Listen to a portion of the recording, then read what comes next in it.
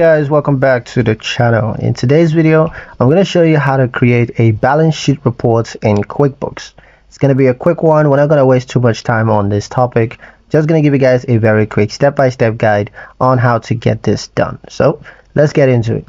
The first step is to access the report section. Log into QuickBooks and then click on reports in the left hand menu. Next is to search for balance sheet. So in the search bar at the top of the reports page, you're going to type balance sheet and select it from the suggestions. Next step is to choose date range. So select the date that you want the report to cover, often this fiscal year or last month for review purposes.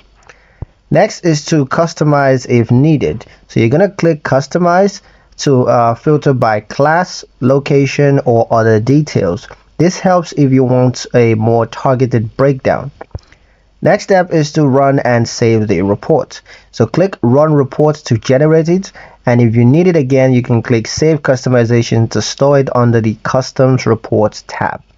A pro tip: the balance sheet shows your company's assets, liabilities, and equity, which is perfect for checking your financial health at a glance. And that's pretty much it for the video, guys. Hope you liked it. Hope you found the information here useful enough. If you did, like, share, and subscribe for more helpful tutorials. Thank you guys for watching, and I'll see you in the next one.